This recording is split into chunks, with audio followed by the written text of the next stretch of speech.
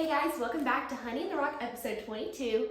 Today I have my Aunt Jessica here, and we're gonna talk about dating. I personally don't have a lot of experience in that, so I brought in someone that does.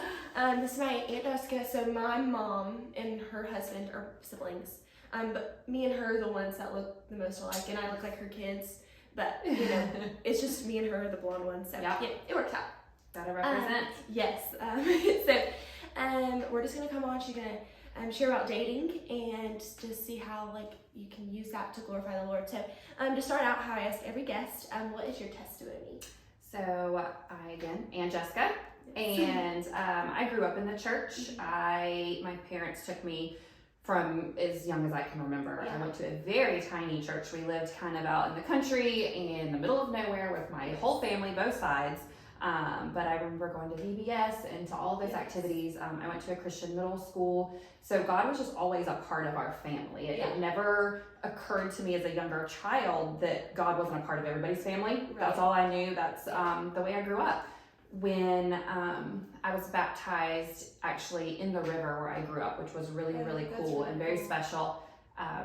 During the summer, because I lived on the river, the church kind of sponsored some individuals, and there was an island out in the middle of this, and we would have church there during the summer. So it was really good for people, because people they vacation, they're gone a lot, so you were reaching a whole group of people who otherwise might not have gone. Right. So that was really where we spent a lot of our summers, and the pastor of our church, who did a lot with that, was there one day to do baptisms. And so I was baptized there, and I do believe that even at 10 years old that I did know what I was signing up for. Right. But obviously you grow. I grew a lot in middle school while I was at that Christian school that I went to, and then even more so just every day, every step, you just grow closer and closer to God. Yeah, I like that. I didn't know that. That's really cool. Okay, so next, how did you meet Seth? So I moved to South Carolina at the very end of my 8th grade year with my family, and I started going to Hillcrest High School, and I met Seth my senior year. And so it's kind of funny that we're talking about this, because something about where we met has changed recently in Simpsonville, and it's just so crazy to think about how long we've been together. But he transferred to Hillcrest as a junior, I believe, for soccer. And he was best friends with one of my best friend's boyfriends. Yeah. And I had gone with her and some of my other friends to a soccer game one night. Yeah. This was club, but it was at Southside Park in Simpsonville. Yes. So we had gone, and I didn't remember this part, but afterwards we were all, girls taking pictures. Hi! And I had said, oh, hey, will you take our picture to him? Yeah. I didn't know who he was. I didn't even really remember that interaction. But after that, all of us went to eat dinner at Ruby Tuesdays in Simpsonville. Of course. Not a ton of options at the time, and that was where we went. So it was kind of a diverse group of people, because it was like my friend Lauren and her boyfriend at the time, Adam, who Seth knew, but then also one of my other friends and her boyfriend, and so it was this weird group of people that we didn't all know each other. Yeah. And Seth was sitting at the head of the table, and I was maybe 2 people down from him, and he said the blessing, and I was just like, wow, there's 16, 20 people here, and this kid that no one knows was like, hey guys, let's bless the food. And I just thought that was amazing. I was like, okay, so you're so cute. Where do you go to school? And this was not my shining moment, but he told me that he was actually in my econ class. And full disclosure, this was the end of September. So it had been a while. So that's my bad. And so from then on, I was like, well, I guess I have to redeem myself. Yeah. So, but that's just kind of how we met. And the part of that I said just happened, the Ruby Tuesday just got torn down. No, we had been together so long, the place we met was torn down. So so it's kind of sad. I love that. You guys went to Ruby Tuesdays. My parents' first date was Applebee's. All the the fancy places. Oh yeah, it's nothing but the best. Yes, of course. Yes. So and then we basically started dating immediately. I don't know. It was just one of those things. So perfect. So cute. The part that stuck out to me in that story was how he said the blessing, and that's what caught your eye. But then, in looking for a boyfriend, little things like that, where he was bold enough to say the blessing in front of these kids, that that shows his strength and his, boldness in his faith as well. And so that's really important. But you guys met so young. Not everyone. You might meet your person later down the road. Yeah. Which is kind of probably like, that's Jeremy right now. He might know. He might be. I don't know. He's might the be age girl. he's the age that but to me, that stood out. It was like how to be bold in your faith, and by just saying right here, that caught your eye. That also shows like what we should be looking for. Well, and I think it's important to note that no part of him ever thought by saying the blessing at dinner with this group of people that he just met his future wife, right? Like that's, you don't go into any situation thinking things like that, but just by being your true self is how you will meet the right person. So good.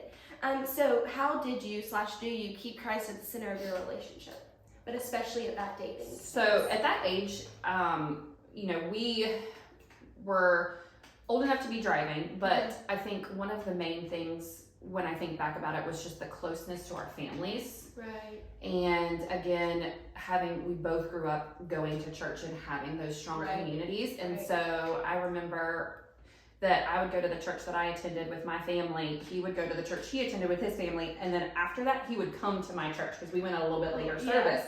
So he was going to like church twice to be with me. And that's amazing. But and then he did a lot of things. He started coming on some of our youth trips and things like that.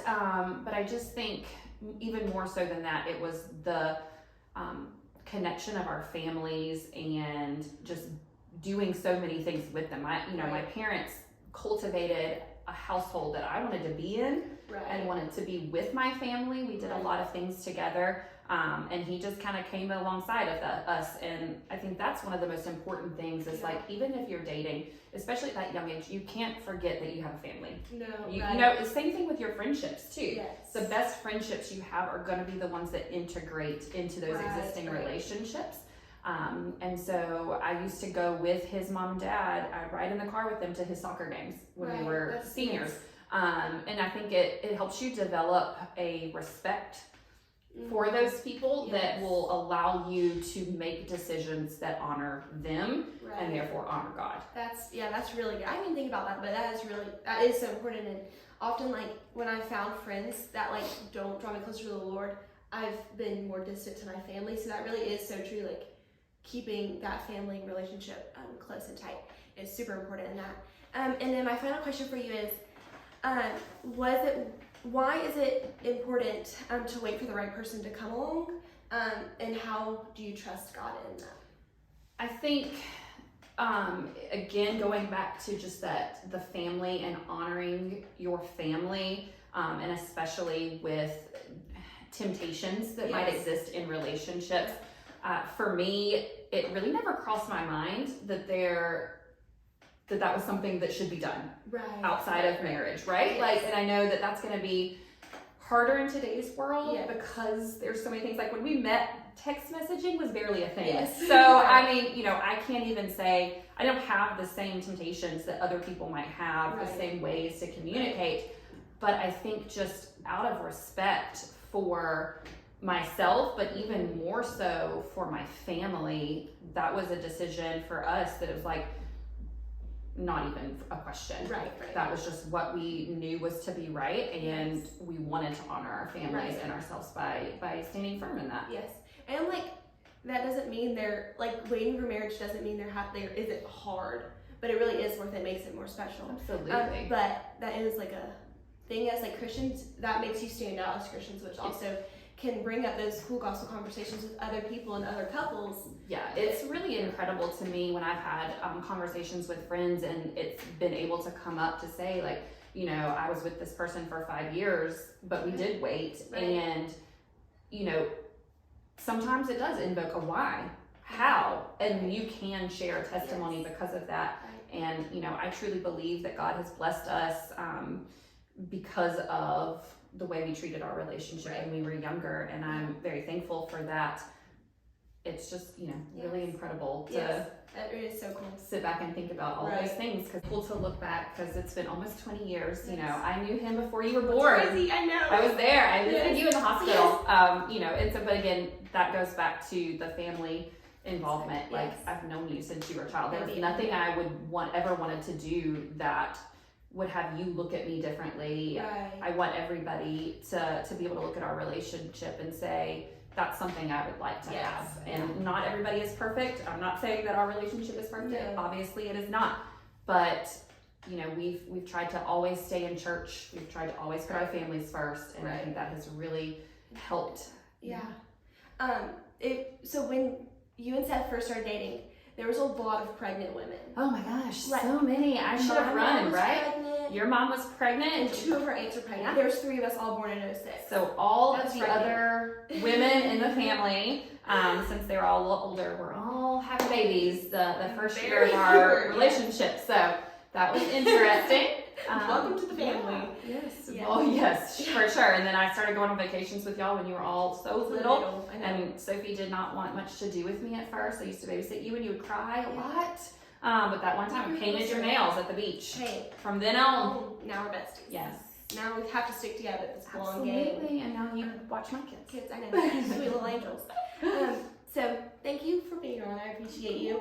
That was when I was like, I want to talk about dating because I don't have a ton of experience with it, and I was like, who should I do? And I'm like, oh, Jessica. So came to you first. But I love you and I appreciate you. And thank you guys You're for the best watching. ever. Thanks. And I'll see you guys next Tuesday. Bye, guys.